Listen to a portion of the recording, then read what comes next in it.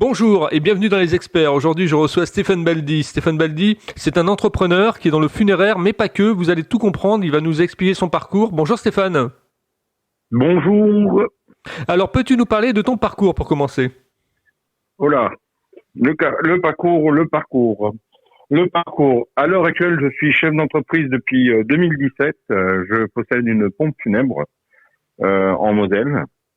Mais avant ça, j'ai eu un bureau de tabac, j'ai eu une agence de com, j'ai été enseignant, j'ai vendu des assurances, j'ai vendu des encyclopédies en porte-à-porte, j'ai travaillé dans une industrie, j'ai fait beaucoup de choses. D'accord. Et pourquoi tu as décidé effectivement de te mettre dans le funéraire? Alors, le funéraire, c'est le premier métier que j'ai eu. Mhm. À savoir que quand j'ai fait mon BTS d'assistant de gestion, euh, j'ai trouvé une entreprise parce que je l'ai fait en alternance et cette entreprise-là, elle était dans une pompe funèbre. Donc, ça a été mon premier, comment dire, mon premier boulot. Mhm. Voilà. Et c'est donc la raison pour laquelle on revient à ses premiers amours. Et toi, alors, tu as la passion de l'entrepreneuriat, hein, parce que tu avais un site internet aussi. Je t'ai connu à une époque où tu avais un site internet où tu donnais des Tout à conseils aux fait. entrepreneurs. Voilà. En fait, en fait, j'ai pas mal fait. J'ai repris d'ailleurs les études en 2008-2009, plutôt 2009-2010, où j'ai fait un master 2 en développement des entreprises, où on pouvait faire effectivement des conseils pour les créateurs d'entreprises. Avec une spécialisation sur l'entrepreneuriat. Et j'adore cette sensation de créer. C'est pour ça que, à un moment, quand j'avais un site, j'en ai eu plusieurs, mais à un moment, quand j'ai eu un site, je notais que c'était saltimbanque entrepreneur. Ouais, belle expression, ouais. Voilà. Et puis, j'ai créé dans la com, j'ai créé un bureau tabac, j'ai créé des commerces, je suis dans les pompes funèbres, et je pense que je peux créer encore plein de choses. D'accord.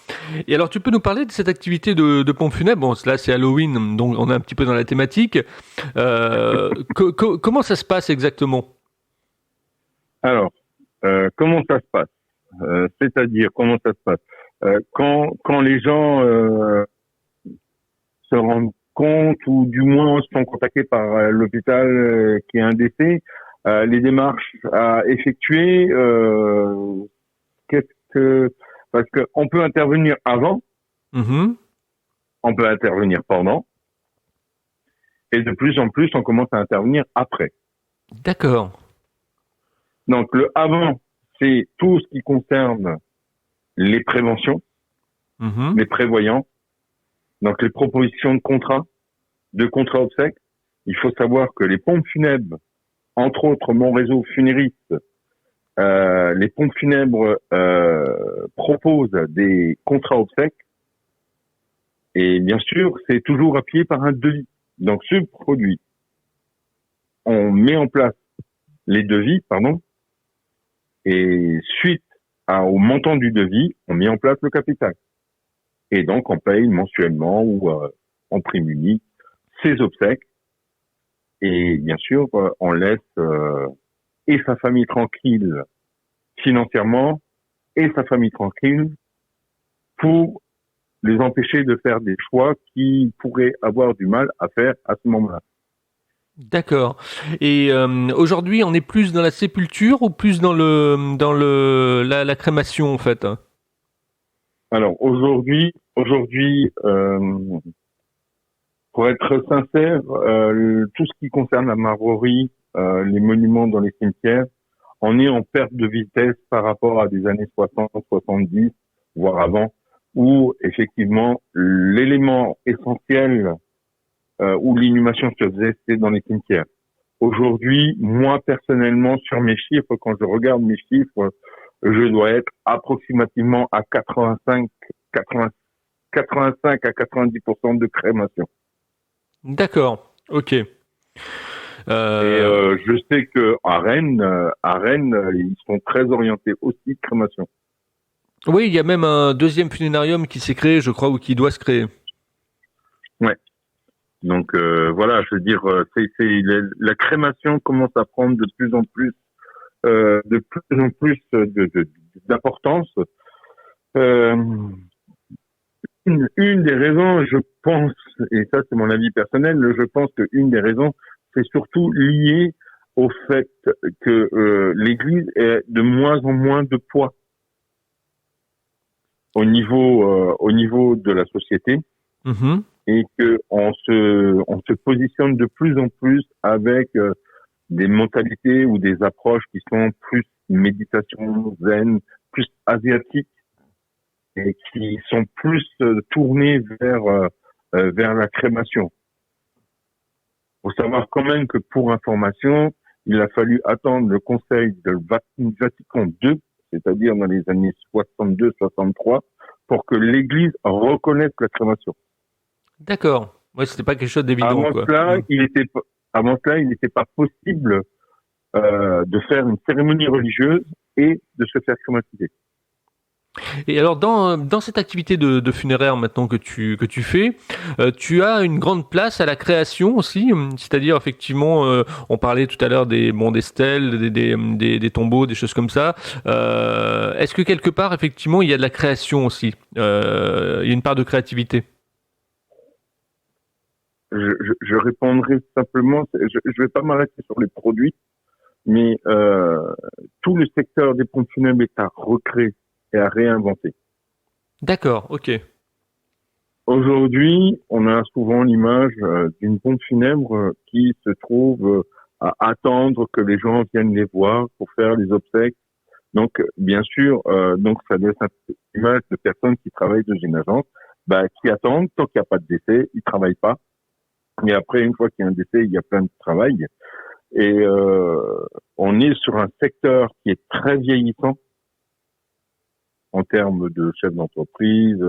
Il y a encore une grosse partie de chefs d'entreprise qui ont un certain âge, beaucoup qui ne connaissent pas Internet. On commence, grâce aux grandes villes, à arriver sur Internet. Mais personnellement, moi, comme j'ai été prof de web marketing, j'ai appliqué mes techniques de web marketing par le biais de Facebook et de Google. Faut savoir que sur le secteur où je suis, il y a une petite dizaine de pompes funèbres, et je suis le seul à avoir 40 avis sur Google. Ah oui, d'accord, ouais, il y a de la réactivité, oui. Je suis le seul.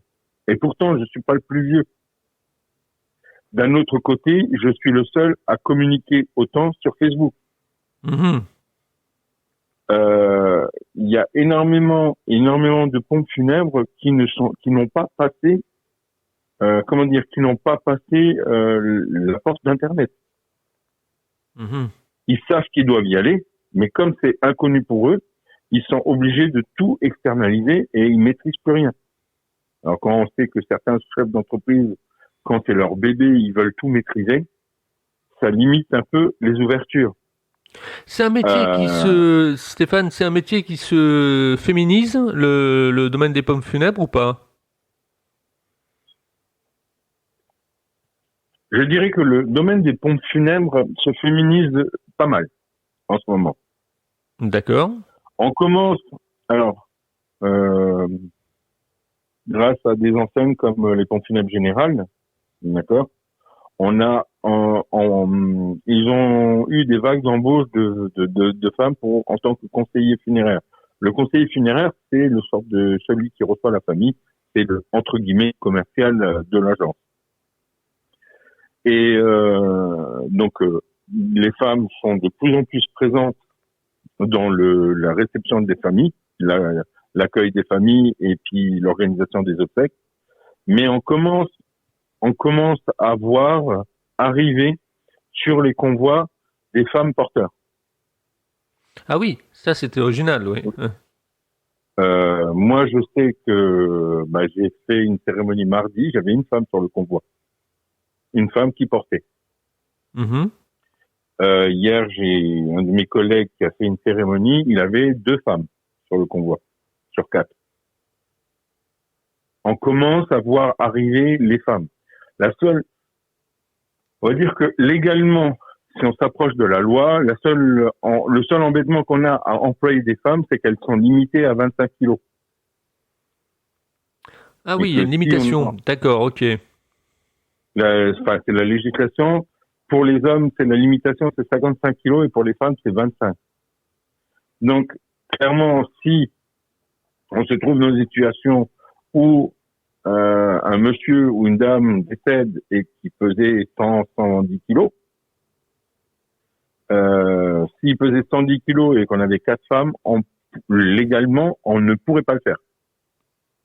Et oui, vous seriez contraint, oui. Ouais. Donc, il faudrait 2 porteurs en plus, logiquement. Il y a une technicité, de toute façon, je suppose, pour porter les cercueils comme ça. Alors, il y a surtout différents modes de portage. En Eure-et-Loire, on voit beaucoup, en Eure-et-Loire, c'est-à-dire Chartres, Orléans, Dreux, dans le Val de l'Eure, on a des portages dits au bois. Alors, ça veut dire qu'il y a un bois qui est mis sous le cercueil, devant, et un bois qui est mis sous le cercueil derrière. On porte le bois et on pose le cercueil sur le bois. Après, il y a des autres endroits où c'est le portage il se fait à l'épaule. Un peu du style de ce qu'on a vu pour l'enterrement de Paul Belmondo, enfin de Jean-Paul Belmondo, ou pour les grands artistes qui sont décédés dernièrement. Bernard Tapie, par exemple. Bernard Tapie, voilà. par exemple. Ouais, ouais, c'est ça. Il y a eu un portage à l'épaule. C'est-à-dire, on prend le cercueil, on le coince entre l'oreille et le haut de l'épaule pour bloquer le cercueil sur l'épaule. Et il y a un troisième portage où on le met sur on le met sur un chariot. C'est-à-dire qu'on prend le cercueil, on prend un chariot, on pose le cercueil sur le chariot et on fait avancer le chariot complètement. D'accord. Selon les endroits, on a différentes coutumes. Par exemple, par chez nous en Moselle, par l'historique du secteur avec les mineurs qui aidaient au portage dans les pompes funèbres, ils bossaient déjà suffisamment à la mine et ils voulaient plus porter à l'épaule. Donc, on s'est retrouvé de plus en plus à avoir des portages sur un chariot. Par contre, arrivé à un certain niveau de la Moselle, il y a du portage à l'épaule. Après, à Chartres, il y a du portage au bois. Je fais des obsèques d'une personne qui était au Bataclan, une jeune fille. On est rentré dans l'église avec des bois. Mmh. J'ai fait des obsèques à Paris. On est rentré avec un portage à l'épaule. Donc, selon l'endroit, il y a des us et des coutumes qui font qu'on utilise plus un portage qu'un autre. Ok. Est-ce que le domaine funéraire fait peur aujourd'hui? Est-ce que c'est une entreprise qui fait peur, par exemple, au niveau des banques, au niveau des investisseurs, au niveau... est-ce que c'est une entreprise qui est quand même difficile d'accès? C'est une entreprise difficile d'accès parce qu'il y a des barrières, des barrières invisibles, je dirais, des barrières d'entrée, dans le sens où pour pouvoir rentrer dans l'activité de pompe funèbre, on demande déjà et obligatoirement au patron d'avoir tous les diplômes de la profession. Donc ça, c'est au niveau de la formation. Mmh. Étant donné qu'on est sous la tutelle du préfet et donc du ministère de l'Intérieur, donc ça veut dire que pour gérer une entreprise de pompe funèbre, il faut avoir tous les diplômes funéraires. Donc ça veut dire du niveau 1 au niveau 6. Ah, c'est énorme et déjà. Si on obtient le niveau 4, effectivement, on a le niveau 3, 2 et 1 en même temps. D'accord. Pour recevoir une famille, il faut impérativement le niveau 4. C'est-à-dire une personne qui veut faire conseiller funéraire, elle est obligée aujourd'hui d'obtenir le diplôme niveau 4 de conseiller funéraire. Par contre, pour faire porteur, c'est l'entreprise qui peut donner le diplôme de porteur. Il n'y a pas de formation dans une entité, enfin, dans un centre de formation à réaliser. Mais par contre, pour les diplômes niveau 3, 4, 6, 3, 4, 5, 6, non, c'est 3, 4, 6, il faut passer dans un centre de formation. La formation de conseiller funéraire, alors, sauf erreur de ma part, il y a 140 heures de cours. Donc, ça représente quasiment un mois. Et après, il y a un mois de stage pratique. Et suite à ça, il y a l'examen. C'est complexe, hein. Il y a beaucoup de droits parce qu'on est régi par le droit de la fonction territoriale au niveau du funéraire. Dans ce code, c'est parce que c'est le code de la territorialité. Dans ce code, il y a tout ce qui concerne la réglementation, les législations, tout ce qui concerne les cimetières, tout ce qui concerne l'hygiène, la sécurité. Enfin voilà, je veux dire, il y a beaucoup de textes de loi qui font qu'aujourd'hui on peut pas faire ce qu'on veut. Par exemple, si on va chercher une personne décédée, si on n'a pas le document fait par le médecin qui certifie que le corps est décédé, on n'a pas le droit de bouger le corps. Ouais, c'est le médecin légiste, ça. Non, ça c'est le médecin. Ah, c'est le médecin, d'accord. Et maintenant, dans un hôpital, une personne décède dans un hôpital, le médecin qui a constaté le décès, c'est-à-dire qui a dit il est décédé, il était à l'heure, il faut qu'il remplisse un document qui s'appelle un certificat de décès. Et ce certificat-là fait foi, à savoir que c'est le médecin qui certifie le décès de la personne. Si il met un peu plus de temps pour le réaliser, et que nous, on intervient entre-temps, on n'a pas le droit de toucher le corps tant qu'on n'a pas le certificat de décès. D'accord. Alors, dans un hôpital, ça va, parce qu'il y a plein de médecins. Mais quand vous avez une personne qui décède à domicile, chose que j'ai déjà rencontrée l'année dernière, une dame qui est décédée à 22 heures, et il a fallu faire venir un médecin pour qu'il certifie le décès. Et il n'y a plus aucun médecin qui se déplace. Donc la dame, on a dû attendre 18 heures le lendemain pour qu'il y ait un médecin qui se déplace pour faire le certificat de décès.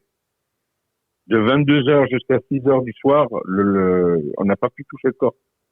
Ouais, on n'a pas le droit de toucher le corps si on n'a pas le certificat de décès. C'est des situations rocambolesques, hein. Pour les familles, oui. C'est très difficile pour les familles. Ah bah oui. Mais d'un autre côté, les médecins, ils font pas d'efforts non plus. Comme ils disent, ils sont là pour sauver. Ouais. Alors, et quand une personne est décédée, il n'y a plus d'urgence. Pour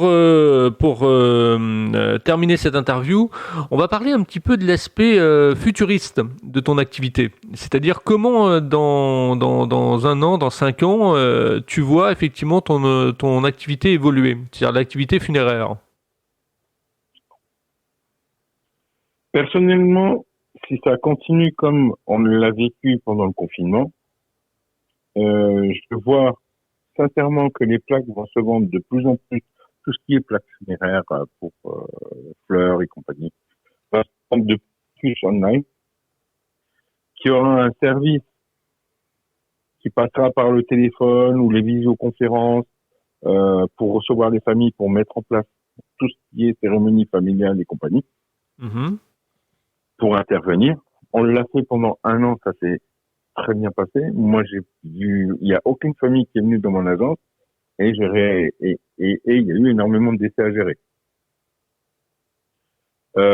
Et d'un autre côté, financièrement, je pense pas que les obsèques vont baisser et que donc l'avenir en fait au niveau des pompes funèbres va se jouer sur les contrats obsèques. D'accord, donc les options, obsèques, etc. quoi. Ouais, parce que les contrats obsèques aujourd'hui, c'est le chiffre d'affaires de demain. Donc, plus il y a de contrats obsèques, plus on a des gens qui vont revenir nous voir et on sera réglé par les assurances et plus par les familles. Parce qu'aujourd'hui, les familles supporter entre 4 000 et 6 000 euros d'obsèques, tout le monde ne le peut pas. C'est la moyenne, ça? La moyenne nationale est entre 5 500 et 7 000. Ah ouais, c'est un gros montant, hein. Bah, à titre d'exemple, j'ai un oncle qui est décédé, il s'est fait crématiser. Maintenant, ça a payé 7 000 euros. D'accord. J'ai- Ouais, c'est énorme. Ah oui, on est vraiment. Et là, bah, à Rennes, vous êtes bien placé parce que apparemment à Rennes, les mutuelles commencent à mettre les pieds dans le secteur. Mhm. Donc vous allez être bloqué à tous les niveaux. Quand vous allez prendre une mutuelle, eh ben tout sera défini à l'entreprise de pompes funèbres. La seule chose, c'est qu'il y a une chose que les pompes funèbres, que les mutuelles elles oublient, c'est que c'est aux familles de choisir les pompes funèbres. On ne peut pas imposer à une famille des pompes funèbres. Ouais, c'est un Une choix, banque qui va vous c'est un dire vous choix êtes particulier, quoi. obligé, une banque qui vous dit vous êtes obligé d'aller dans telle ou telle enseigne, c'est faux. C'est Mhm. interdit par la loi. On n'a pas le droit d'imposer à une famille l'endroit où vous allez. Même si vous prenez un contrat obsèque, que ce contrat obsèque il a été fait dans la pompe funèbre X, vous n'êtes pas obligé d'aller dans la pompe funèbre X, étant donné que l'assurance est là pour appuyer les finances et vous versera l'argent qu'elle vous doit pour payer les obsèques. D'accord. Bah, ça, c'est bon à savoir, ouais. Ben ça, c'est des choses qui sont mises en silence, on va dire. Voire même des fois, on oblige les gens à revenir dans la même pompe funèbre pour refaire les obsèques, sans leur D'accord. dire qu'ils ont le droit d'aller où ils veulent. Et pour, termi- Imaginez, Et pour terminer, Stéphane, imaginez, oui, ouais, pour terminer, vas-y, je te laisse terminer, et puis je poserai ma dernière question. imagine t'es à Rennes, d'accord, tu fais un contrat obsèques dans la pompe funèbre qui est dans ta ville. Ouais, Tu as, je sais pas, 50 ans, ok, tu as 50 ans, tu fais ton contrat obsèques, tout est réglé, tu es super content.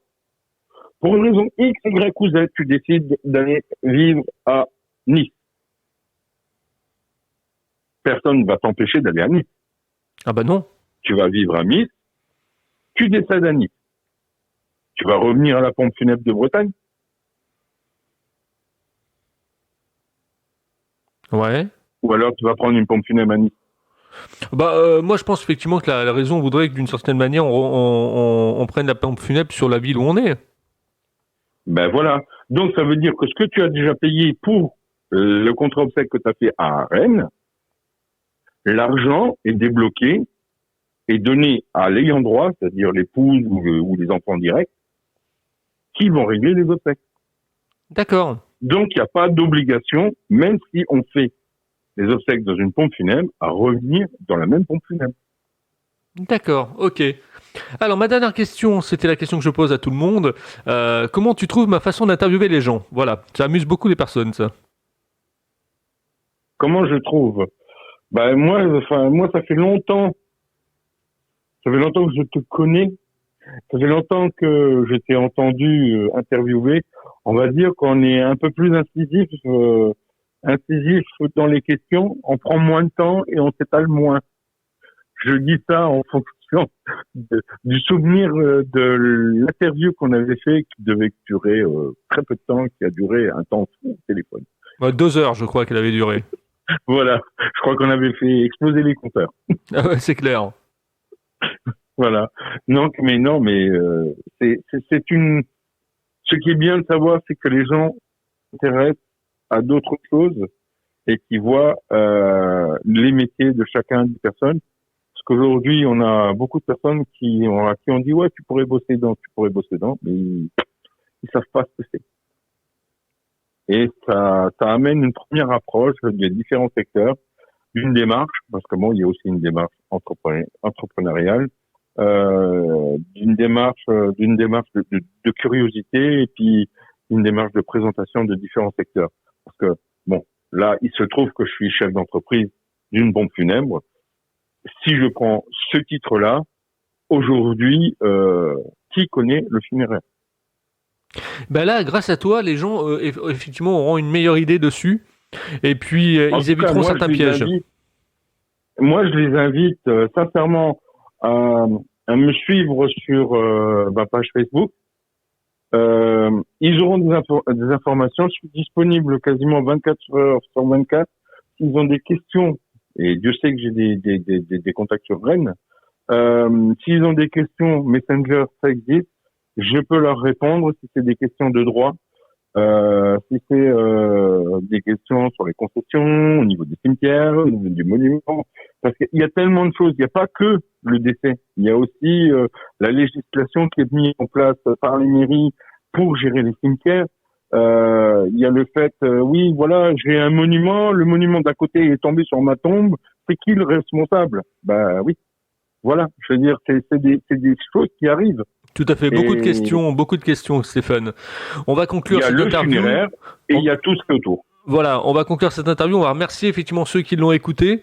N'hésitez pas à partager et puis également à partager donc les experts, c'est important, sur les réseaux sociaux, à vos amis. Et en même temps, effectivement, à laisser des commentaires. Hein. Ça permet de voir comment vous avez ressenti l'interview. Et si vous avez des questions, Stéphane y répondra sans aucun souci. Merci Stéphane, effectivement, d'avoir participé aux experts. Et puis, je te dis à très bientôt dans une nouvelle aventure, peut-être le funéraire, peut-être autre chose, parce que je sais que tu aimes bien entreprendre, donc automatiquement, je ne serais pas surpris d'une certaine manière de te voir aussi dans autre chose. En tout cas, voilà. Là, tu nous as bien éclairé dans le domaine du funéraire. Ça nous a permis effectivement d'en savoir un petit peu plus. Moi-même, j'ai appris des tas de choses. Et je te dis à très bientôt. Voilà, donc je te laisse effectivement 1 minute pour conclure. Qu'est-ce que je peux dire? Soyez experts jusqu'au bout, n'ayez pas peur de créer. Aller de l'avant, c'est juste en s'intéressant aux choses qu'on a la volonté d'aller plus loin. Merci Stéphane en tout cas.